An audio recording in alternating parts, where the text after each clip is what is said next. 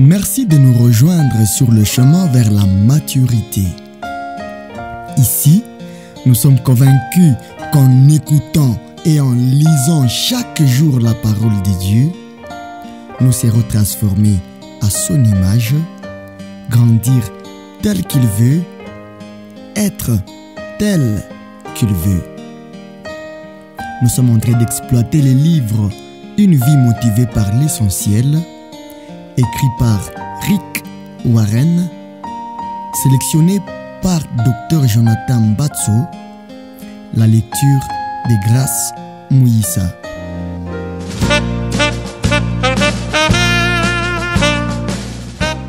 Trentième jour, comprendre qui vous êtes.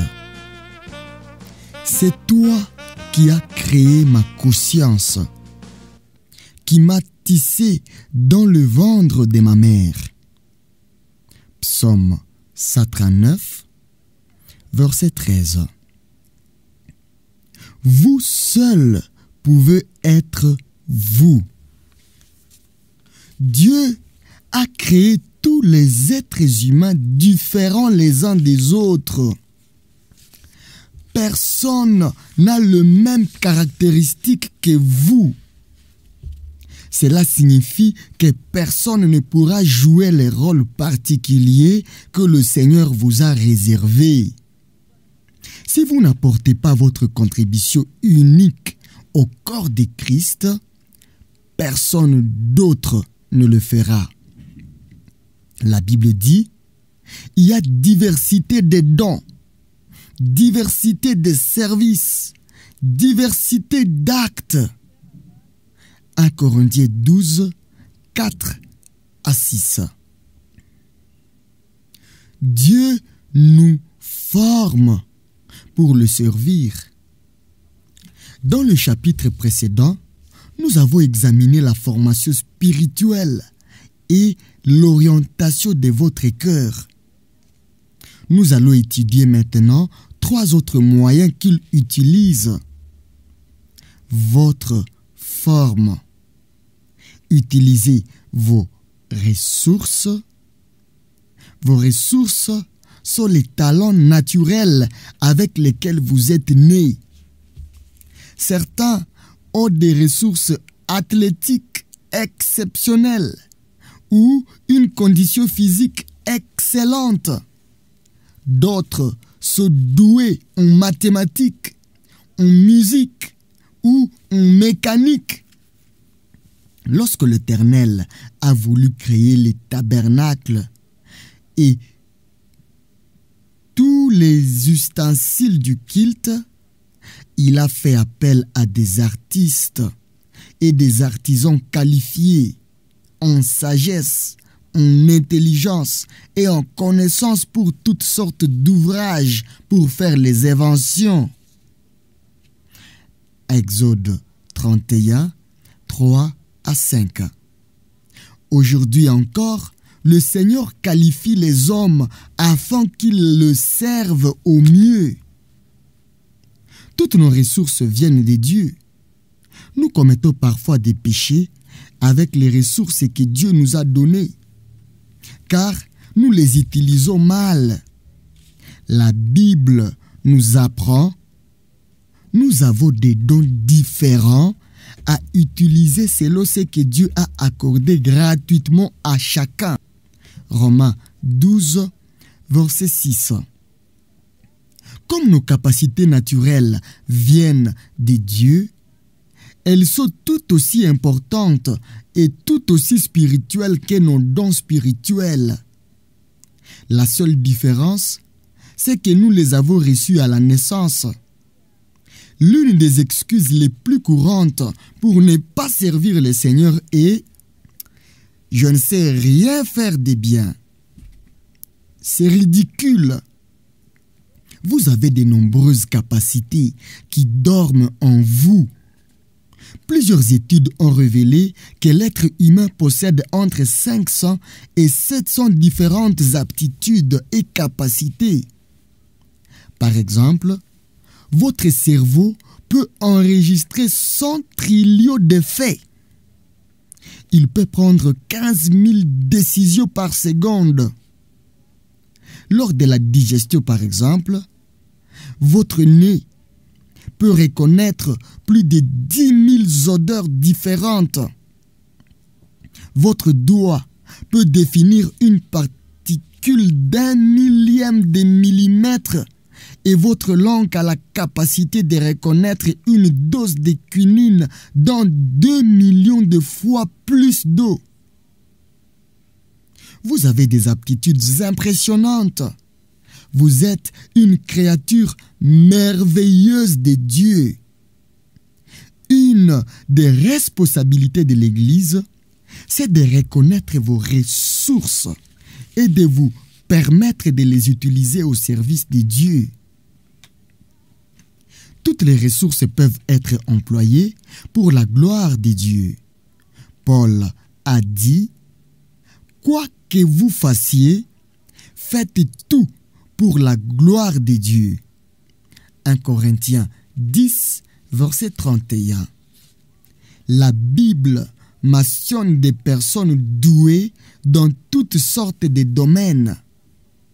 L'art, l'architecture, l'administration, l'art culinaire, la construction des bateaux, d'armes et des machines, des décès, l'empammement, la broderie et la couture, la gravure sur bois, l'agriculture, la pêche, le jardinage, la direction, l'organisation, la maçonnerie, la composition musicale, la peinture, la philosophie, l'évasion, la menuiserie, la navigation, le commerce, la guerre, l'enseignement, la rédaction. Et elle affirme, il y a toutes sortes d'activités, mais c'est le même Dieu. Et c'est lui qui met tout cela en action chez tous. 1 Corinthiens 12, verset 6. Dieu vous a réservé dans son Église une place où utiliser vos capacités et vous rendre utile. À vous de la trouver. Certains savent gagner beaucoup d'argent. Moïse a dit aux Israélites, « Tu te souviendras de l'Éternel, ton Dieu, car c'est lui qui te donne la force pour acquérir ses richesses. » Deutéronome 8, verset 18. Ceux qui ont cette capacité savent lasser des entreprises, conclure des affaires, acheter et vendre en faisant des gros bénéfices. Si c'est votre cas, vous devez employer ces dons pour la gloire de Dieu. Comment? Premièrement, comprenez que cette capacité vient du Seigneur et remerciez-le. Deuxièmement, partagez vos biens avec ceux qui en ont besoin et annoncez l'évangile aux non-croyants. Troisièmement, versez au moins la dîme, 10% de votre bénéfice au Seigneur en signe d'adoration. Deutéronome 14, verset 23. Malachie 3, 8 à 12. Et quatrièmement, ayez pour but de bâtir le royaume de Dieu et non d'amasser des richesses. Je vous l'expliquerai au chapitre 33. Dieu veut que j'accomplisse ce dont je suis capable. Vous êtes la seule personne au monde à pouvoir utiliser vos dons. La Bible affirme que Dieu vous équipe de tout ce dont vous avez besoin pour faire sa volonté. Hébreux 13, verset 21. Pour découvrir quelle est sa volonté, vous devez apprendre à connaître vos points forts et vos points faibles. Si Dieu ne vous a pas donné une belle voix, il ne s'attend pas à ce que vous soyez chanteur d'opéra. Jamais il ne vous demandera de consacrer votre vie à une tâche pour laquelle vous n'êtes pas doué. En revanche, vos dons vous indiquent clairement ce que le Seigneur attend de votre vie. Il vous amène à connaître la volonté de Dieu. Si vous êtes un bon inventeur, formateur, dessinateur ou organisateur, le Seigneur désire mène. Il veut mettre vos ressources en valeur. Dieu vous a donné des capacités utiles pour vous permettre de gagner votre vie, mais aussi de servir. Pierre a expliqué que chacun de vous utilise pour le bien des autres le don particulier qu'il a reçu de Dieu. Vous serez ainsi des beaux administrateurs des multiples dons divins. Hébreux 13, verset 21. Au moment où j'écris ces lignes, près de 7000 membres de l'église Saddleback mettent leurs dons au service de la communauté. Ils rendent de multiples services. Ils réparent les voitures qu'on leur a données afin de les offrir aux plus pauvres. Ils cherchent les meilleurs prix pour les achats de l'assemblée. Ils jardinent. Ils classent des dossiers. Ils dessinent, préparent des programmes et des plans de construction. Ils soignent les autres. Ils préparent les repas. Ils composent des chants. Ils enseignent la musique. Ils écrivent des demandes de subventions, ils conseillent des équipes, ils font des recherches pour les prédications ou les traduisent en d'autres langues, etc. On dit aux nouveaux membres, tout ce que tu sais bien faire, mets-le au service de l'Église. Votre forme, respectez votre manière d'être. Nous avons de la peine à prendre conscience que nous sommes tous les individus uniques. Les molécules d'ADN peuvent s'associer d'innombrables manières. Et il est impossible de trouver quelqu'un qui soit exactement comme vous.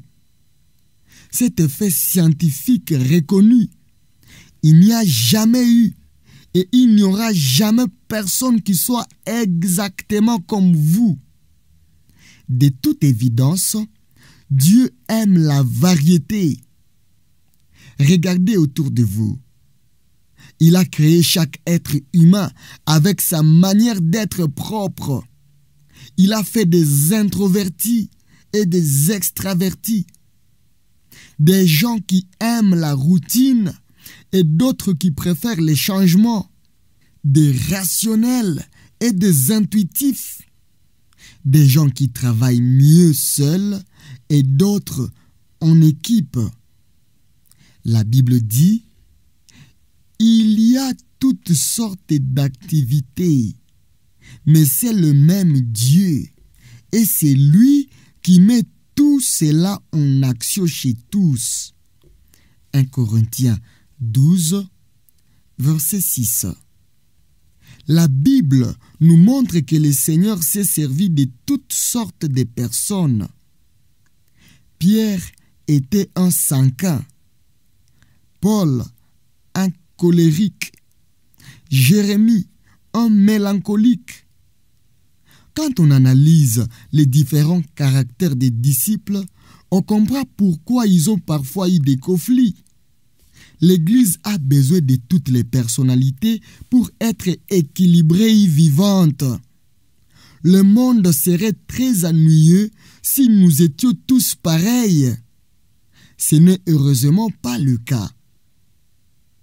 Votre manière d'être aura une influence à la fois sur votre façon d'utiliser vos dons spirituels et ressources et sur les lieux où vous les utiliserez.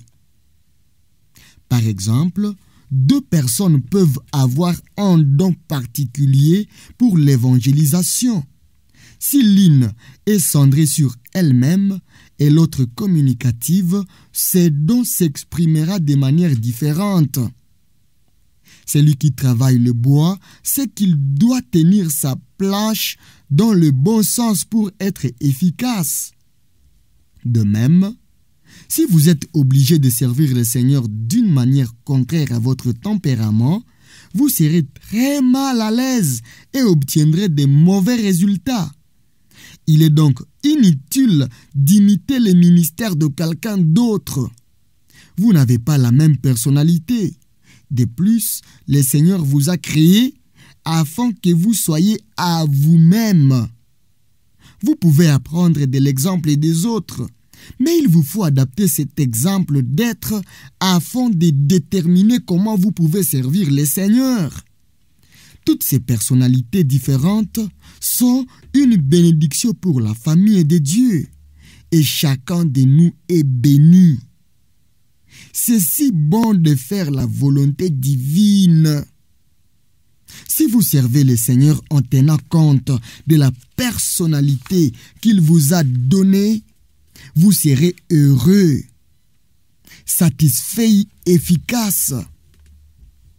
Votre forme, servez-vous de vos expériences. Vous avez été façonné par les expériences de la vie. Souvent indépendamment de votre volonté, le Seigneur a permis ces situations pour vous former. Romains 8, 28 à 29. Pour mieux connaître votre personnalité et servir Dieu, vous devez réfléchir à vos expériences passées, les expériences familiales. Qu'avez-vous appris au cours de votre enfance? Les expériences scolaires. À l'école, quelles étaient vos matières préférées? Les expériences professionnelles. Quel métier avez-vous exercé avec le plus de succès et de plaisir?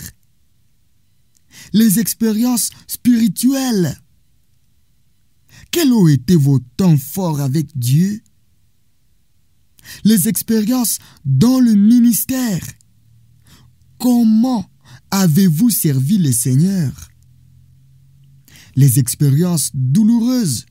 Quels sont les problèmes, les blessures, les déceptions et les épreuves qui vous ont le plus appris?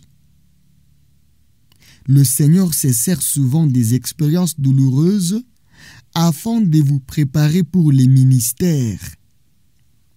Dieu ne perd jamais une souffrance.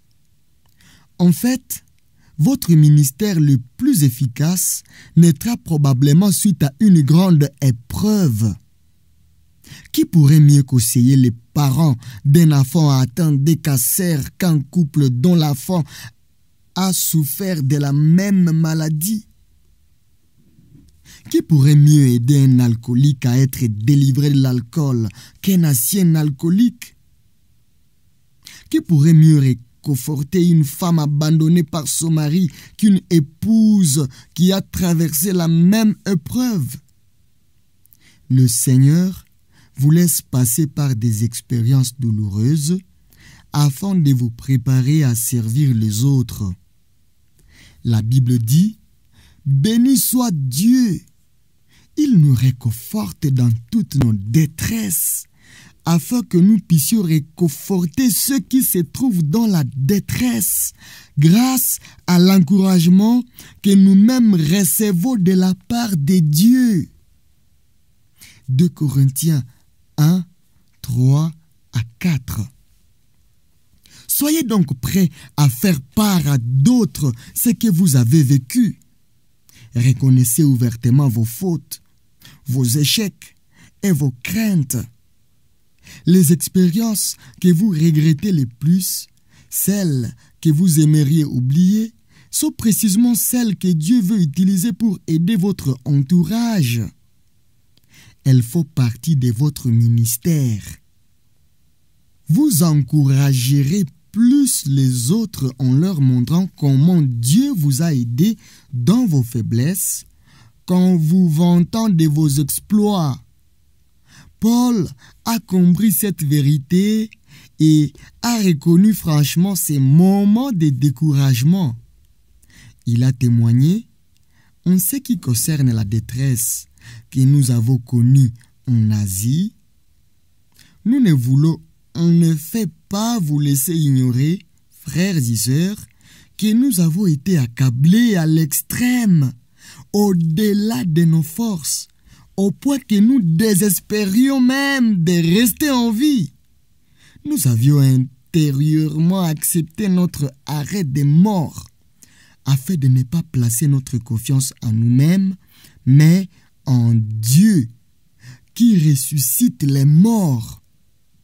C'est lui qui nous a délivrés d'une telle mort et qui nous en délivrera encore. Oui, nous avons en lui cette espérance qu'il nous en délivrera encore. 2 Corinthiens 1, 8 à 10. Si Paul avait gardé le silence sur cette expérience des doutes et des dépressions, des milliers de personnes n'en auraient jamais bénéficié. En faisant part de nos expériences, nous aidons les autres. Aldous Huxley a dit « L'expérience, ce n'est pas ce qui vous arrive, mais c'est ce que vous en faites. Que ferez-vous des épreuves que vous avez traversées ? Que votre souffrance serve à aider les autres. Après avoir étudié comment le Seigneur vous a formé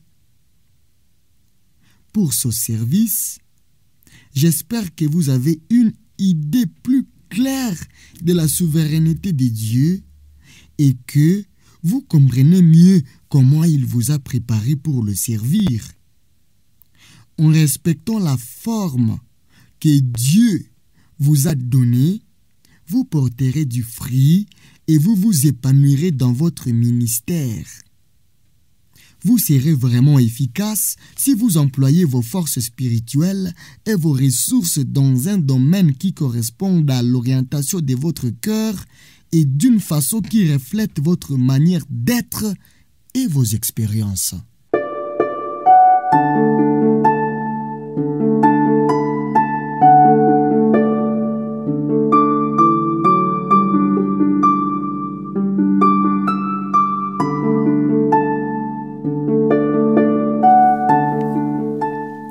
Jour 31. Définir mon objectif et idée à méditer.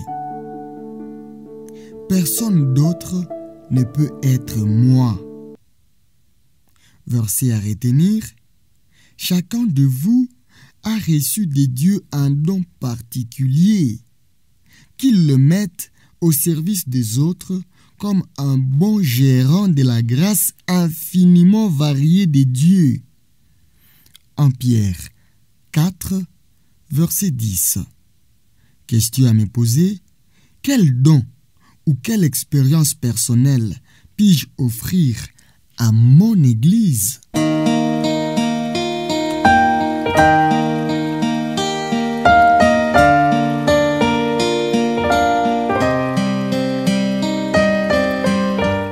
Merci d'avoir suivi cette capsule. Vous êtes sur le chemin vers la maturité. La capsule que vous venez de suivre a été sélectionnée pour vous par Dr Jonathan Batso, tirée du livre Une vie motivée par l'essentiel, écrit par Rick Warren, la lecture de Grace Muyissa.